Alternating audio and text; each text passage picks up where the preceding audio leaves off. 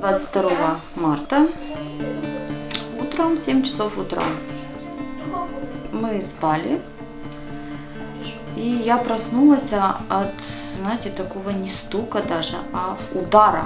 Было 2 сильных удара в дверь.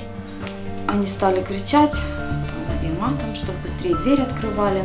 Они ее доломали, открыли дверь и сразу накинулись на него, положили на пол, прям на пороге, да, лицом к порогу, одели наручники.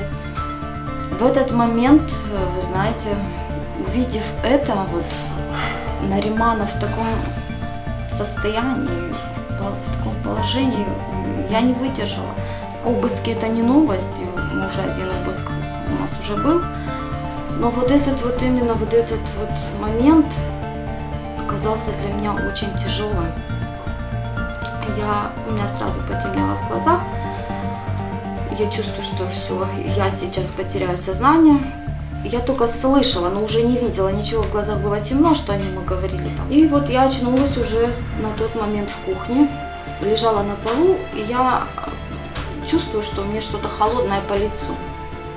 Когда я открыла глаза, я увидела Наримана, который бил меня по щекам, и вот эти вот холодные наручники так дотрагивались к лицу, и я от этого пришла в себя. Они понимали, да, что кто пришел, да, потому что это не первый обыск. Но просто они, видите, в первый раз как бы его забрали, и он вернулся. И, может, конечно, они надеялись, что он, ну, приедет домой. Но, тем не менее, особо так эту тему я не поднимаю, потому что я вижу, что они расстраиваются, и детям это тяжело. Скоро суд, и у нас же сейчас пост начнется скоро.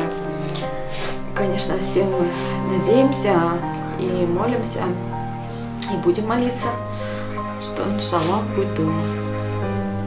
Нам многие, да, говорили, там, вот, там, если, да, там пришли один раз, там могут прийти еще раз, там, да, может, там многие, да, там некоторые, может, и уезжали, но мы нет. Нариман никогда даже об этом, можно сказать, особо и не думал. И ну, я от него никогда такого не слышала. Потому что он понимал, что насколько важно, да, находиться здесь. Это как бы, да, наша родина. Мы здесь всю жизнь прожили.